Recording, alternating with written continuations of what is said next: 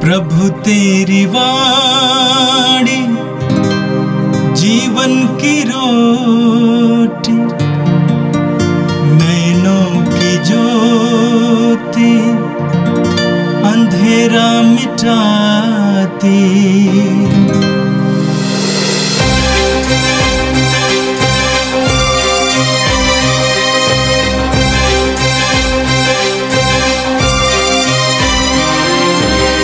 प्रभु तेरी वाणी जीवन की रोटी, नैनों की ज्योति अंधेरा मिटाती।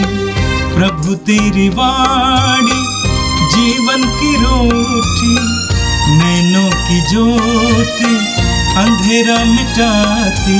वाणी वाणी वाणी वाणी वाणी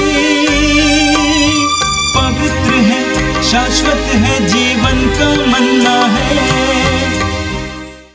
23 अक्टूबर शनिवार। पहला पाठ रोमियों के नाम संत पौलुस का पत्र, अध्याय 8, पद संख्या 1 से 11। जो लोग यीशु मसीह से संयुक्त हैं, उनके लिए अब कोई दंडाज्ञा नहीं रह गई है, क्योंकि आत्मा के विधान ने जो यीशु मसीह द्वारा जीवन प्रदान करता है, हमको पाप तथा मृत्यु की अधीनता से मुक्त कर दिया है। मानव स्वभाव की दुर्बलता के कारण जो कार्य मूसा की संहिता करने में असमर्थ थी, वही कार्य ईश्वर ने कर दिया है। उसने पाप के प्रायश्चित के लिए अपने पुत्र को भेजा, जिसने पापी मनुष्य के सदृश शरीर धारण कर लिया। इस प्रकार ईश्वर ने मानव शरीर में पाप को दंडित किया, जिससे हम में जो कि शरीर के अनुसार नहीं बल्कि आत्मा के अनुसार आचरण करते हैं, संहिता की धार्मिकता पूर्णता तक पहुँच जाए। क्योंकि जो शरीर की वासनाओं से संचालित हैं, वे शरीर की बातों की चिंता करते हैं और इसका परिणाम मृत्यु है। जो आत्मा से संचालित हैं, वे आत्मा की बातों की चिंता करते हैं और इसका परिणाम जीवन और शांति है। क्योंकि शरीर की वासना ईश्वर के प्रतिकूल है, वह ईश्वर के नियम के अधीन नहीं होती और हो भी नहीं सकती। जो लोग शरीर की वासनाओं से संचालित हैं, उन पर ईश्वर प्रसन्न नहीं होता। यदि ईश्वर का आत्मा सचमुच आप लोगों में निवास करता है, तो आप शरीर की वासनाओं से नहीं बल्कि आत्मा से संचालित हैं। जिस मनुष्य में मसीह का आत्मा निवास नहीं करता, वह मसीह का नहीं। यदि मसीह आप में निवास करते हैं, तो पाप के फलस्वरूप शरीर भले ही मर जाए, किंतु पाप मुक्ति के फलस्वरूप आत्मा को जीवन प्राप्त है। जिसने यीशु को मृतकों में से जिलाया, यदि उसका आत्मा आप लोगों में निवास करता है, तो उसने यीशु मसीह को मृतकों में से जिलाया है। वह अपने आत्मा द्वारा जो आप में निवास करता है, आपके नश्वर शरीरों को भी जीवन प्रदान करेगा। यह प्रभु की वाणी है। संत लूकस के अनुसार आज का पवित्र सुसमाचार, अध्याय 13, वाक्यांश 1 से 9 तक। उस समय कुछ लोग ईसा को उन गलीलियों के विषय में बताने आए, जिनका रक्त पिलातुस ने उनके बलि पशुओं के रक्त में मिला दिया था। ईसा ने उनसे कहा, क्या तुम समझते हो कि ये गलीली अन्य सब गलीलियों से अधिक पापी थे, क्योंकि उन पर ही ऐसे विपत्ति पड़ी? मैं तुमसे कहता हूँ, ऐसा नहीं है। लेकिन यदि तुम पश्चाताप नहीं करोगे, तो सब के सब उसी तरह नष्ट हो जाओगे। अथवा क्या तुम समझते हो कि सिलोआम की मीनार के गिरने से जो 18 व्यक्ति दबकर मर गए वे यरूशलेम के सब निवासियों से अधिक अपराधी थे? मैं तुमसे कहता हूँ ऐसा नहीं है, लेकिन यदि तुम पश्चाताप नहीं करोगे तो सब के सब उसी तरह नष्ट हो जाओगे। तब ईसा ने यह दृष्टांत सुनाया। किसी मनुष्य की दाख बारी में एक अंजीर का पेड़ था। वह उसमें फल खोजने आया, परंतु उसे एक भी नहीं मिला। तब उसने दाखबारी के माली से कहा, देखो, मैं 3 वर्षों से अंजीर के इस पेड़ में फल खोजने आता हूँ, किंतु मुझे एक भी नहीं मिलता। इसे काट डालो। यह भूमि को क्यों छेके हुए हैं? परंतु माली ने उत्तर दिया, मालिक, इस वर्ष भी इसे रहने दीजिए। मैं इसके चारों ओर खोदकर खाद दूंगा। यदि यह अगले वर्ष फल दे तो अच्छा, नहीं तो इसे काट डालिएगा। यह प्रभु का दिव्य सुसमाचार है। क्रिस्त प्रभु की जय। क्रिस्त में प्यारे भाइयों और बहनों, आज का पहला पाठ हम रोमियों के नाम संत पौलुस का पत्र से पढ़ते हैं। जब संत पौलुस रोमियों को पत्र लिखते हैं तो मुख्य रूप से अपने पत्र में 3 बातों को याद दिलाते हैं या 3 बातों पर जोर देते हैं। उनमें से पहला है यहूदी और गैर यहूदी विश्वासियों को संदेश देते हैं, बताना चाहते हैं कि वे पवित्र आत्मा के अधीन जीवन जिए, यानी कि पवित्र आत्मा से संचालित जीवन जिए।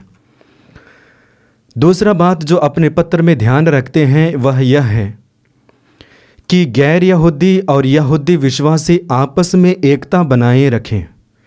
और तीसरा बात जो अपने पत्र में जोर देते हैं वह यह है, यहूदी और गैर यहूदी मसीही भाई विश्वासी आपस में प्रेम और अपने अधिकारियों के साथ प्रेम के साथ व्यवहार करें और जिसके द्वारा एकता उनके बीच में बनाए रखें। तो संत पौलुस इस तरह 3 बातों को अपने पत्र में जोर देते हुए संत पौलुस रोमियों को लिखते हैं। और आज का पहला पाठ उनमें से पहला भाग में देखते हैं, जहाँ पे संत पौलुस विश्वासियों को बताना चाहते हैं कि पवित्र आत्मा के अधीन जीवन जीना चाहिए। और इसलिए वचन के प्रथम भाग में ही उन्होंने कहा कि मसीह से संयुक्त होकर जीवन बिताएंगे, यानी कि एक एक विश्वासी को कहते हैं कि आप प्रभु में जुड़े हुए हैं, आप यीशु में जुड़े हुए हैं और इसलिए आपका जीवन मसीह के साथ संयुक्त जीवन होना चाहिए। कभी कभी हम अपने जीवन में देखते हैं प्रभु पर विश्वास तो करते हैं, लेकिन हमारा जीवन प्रभु से संयुक्त नहीं होता है, जुड़ा हुआ नहीं होता है। और इसी वजह हम कृपा और अनुकंपा को हम अपने जीवन में ग्रहण नहीं कर पाते हैं। और इसलिए संत पौलुस याद करते हैं कि एक एक विश्वासी को, एक एक भाई बहन को प्रभु में संयुक्त जीवन जीना है। और वह तभी संभव हो सकता है जब वे पवित्र आत्मा के अधीन होंगे।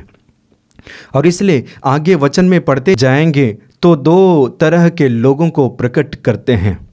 उनमें से पहले तरह के लोग हैं जो शारीरिक वासनाओं के अनुसार जीवन जीते हैं, यानी कि शारीरिक वासना के अधीन जीवन जीते हैं।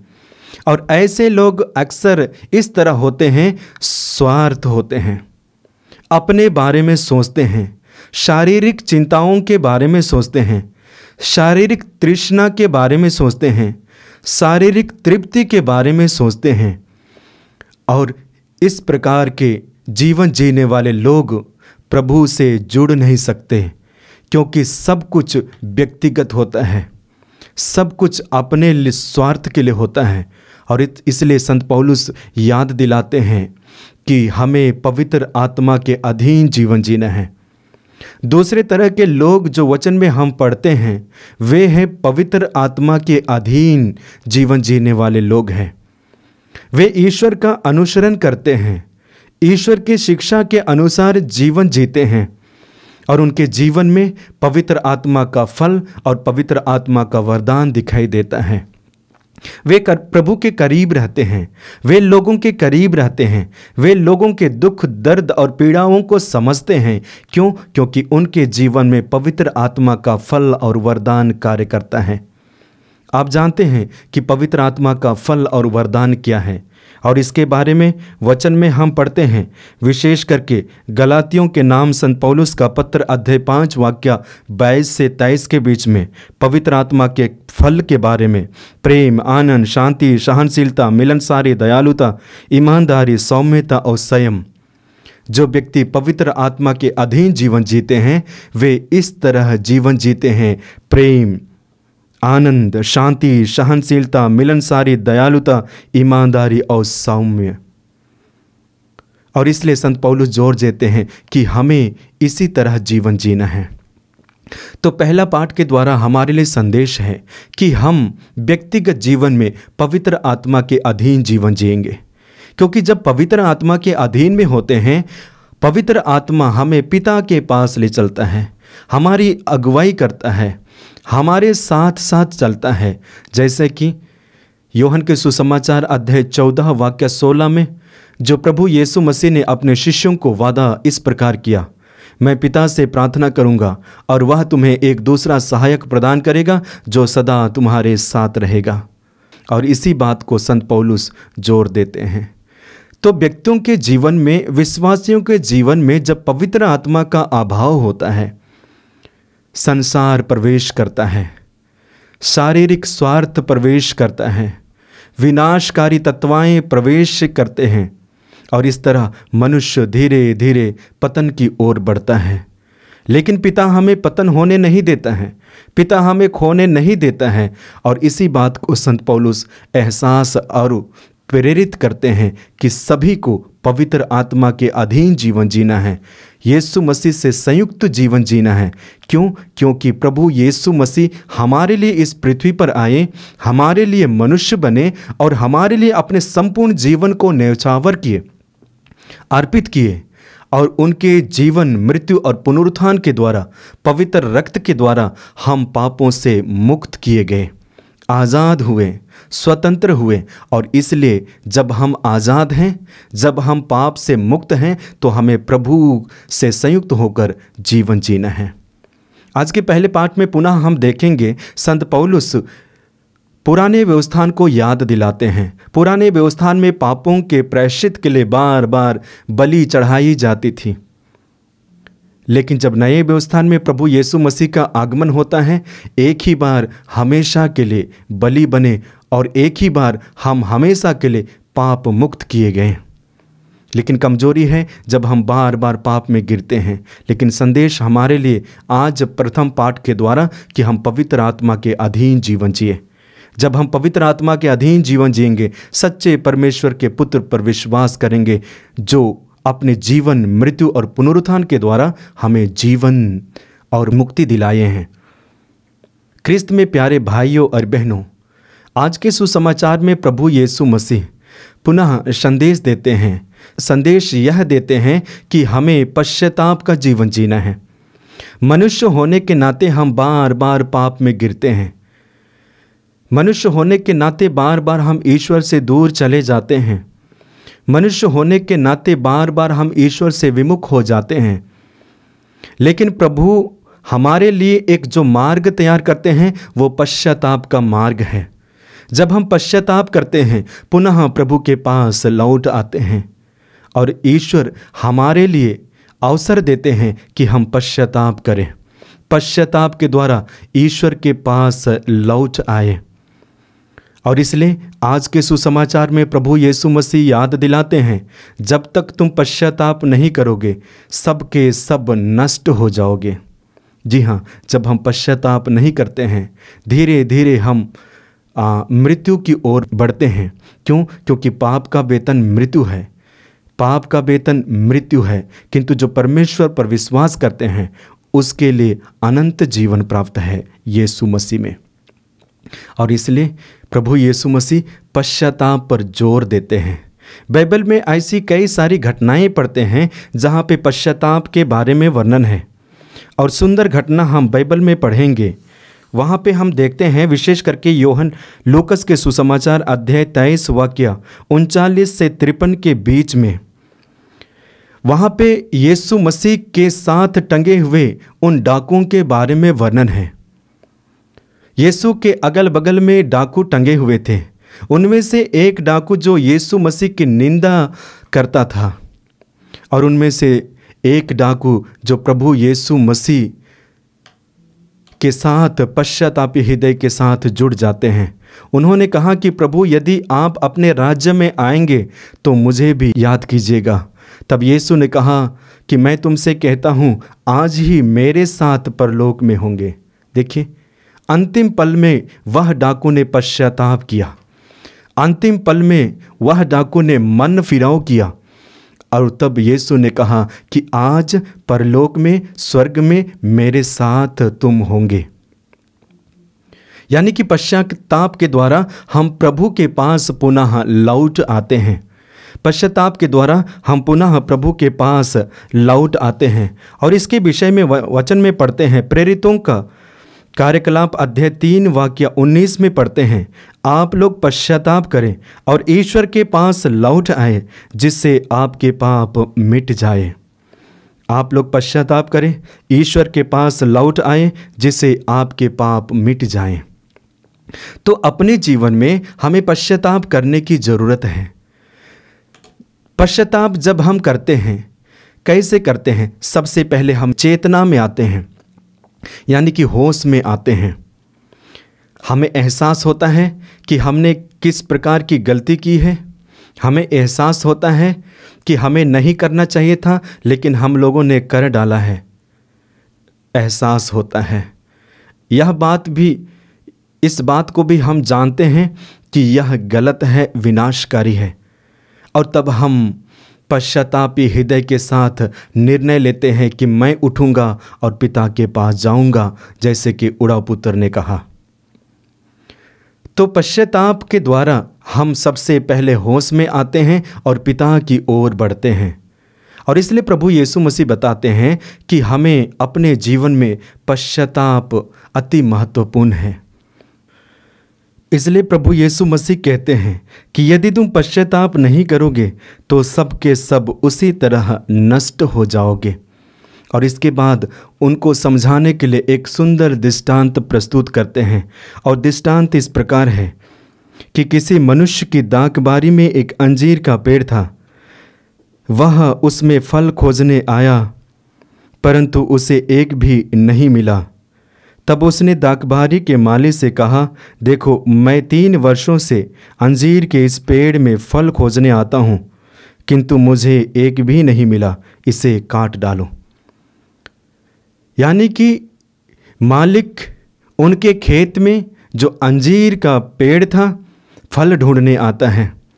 फल नहीं मिलने पर माली से कहता है कि काट डालो। एक तरह से संदेश क्या है कि जब हम पाप में गिरते हैं, जब हम ईश्वर से दूर चले जाते हैं, ईश्वर हमें अवसर देते हैं कि हम पश्चाताप करें, मन फिराव करें और ईश्वर के पास लौट आए। ये हमारे लिए एक अवसर होता है। जो व्यक्ति इस अवसर को अपने जीवन में लागू करते हुए पश्चाताप करता है, उन्हें ईश्वर की कृपा प्राप्त होती है। लेकिन जो व्यक्ति पश्चाताप नहीं करता है, अवसर का सदुपयोग नहीं करता है, अंत में वे काटे जाते हैं। और इसके बारे में जिक्र है, माली ने कहा कि समय दीजिए, मैं इसकी देखभाल करूंगा, खोदूंगा, खाद डालूंगा, पानी दूंगा, और यदि फल उत्पन्न नहीं करेगा तो आप काट दीजिएगा। तो ईश्वर हमारे लिए अपने प्रेम को प्रकट करते हुए अवसर देते हैं ताकि हम पश्चाताप करें, पिता के पास लौटें, ईश्वर के पास लौटें, पुनः खोए हुए मार्ग को प्राप्त करें। ये अवसर हमारे लिए प्राप्त होता है। बात रही हम कितने लोग पश्चाताप करते हैं, कितने लोग समय को सदुपयोग करते हैं, कितने लोग पुनः वापस लौट आते हैं, ये हमारे लिए एक व्यक्तिगत प्रश्न है। क्रिस्त में प्यारे भाइयों और बहनों, कि जैसे प्रभु यीशु मसीह ने कहा कि हमें पश्चाताप करना है, पश्चाताप के द्वारा हम बच जाते हैं। क्यों? क्योंकि पुनः ईश्वर के पुत्र और पुत्रियां बन जाते हैं, ईश्वर की संतान बन जाते हैं। ये पश्चाताप का एक वरदान है। तो आइए, जब हम प्रभु यीशु मसीह के बारे और प्रभु यीशु मसीह के द्वारा इस संदेश को सुन रहे हैं, तो अपने जीवन में अमल करने का प्रयास करें। आइए कुछ पर हम अपनी आंखों को बंद करें, आंखें बंद कीजिए, विश्वास के साथ प्रभु से जुड़ जाइए। प्रथम पाठ के द्वारा हमारे लिए संदेश मिला कि हम पवित्र आत्मा के अधीन जीवन जिएंगे। जब हम पवित्र आत्मा के अधीन जीवन जीते हैं तो हम प्रभु के द्वारा, पवित्र आत्मा के द्वारा संचालित होते हैं और उन्हीं कार्य को करते हैं जो ईश्वर को प्रिय और उनकी जनता को प्रिय होता है। साथ ही साथ सुसमाचार के द्वारा हमारे लिए संदेश मिला है कि हम पश्चातापी जीवन जिए। ईश्वर हमारे लिए अवसर देते हैं, ईश्वर हमारे लिए समय देते हैं ताकि उस समय का सही इस्तेमाल करते हुए अपना मन ईश्वर की ओर वापस ला सकें। हम इसके लिए प्रार्थना करते हैं कि ईश्वर हमारे साथ रहें, प्रभु हमारे साथ रहें, पवित्र आत्मा हमारे साथ रहें, ताकि प्रभु यीशु मसीह के इस संदेश को अपने जीवन में उतार पाए। पिता और पुत्र और पवित्र आत्मा के नाम पर आमीन। प्रभु तेरी वाणी जीवन की रोटी, नैनों की ज्योति अंधेरा मिटाती। वाणी वाणी वाणी वाणी वाणी पवित्र है, शाश्वत है, जीवन का मन्ना है।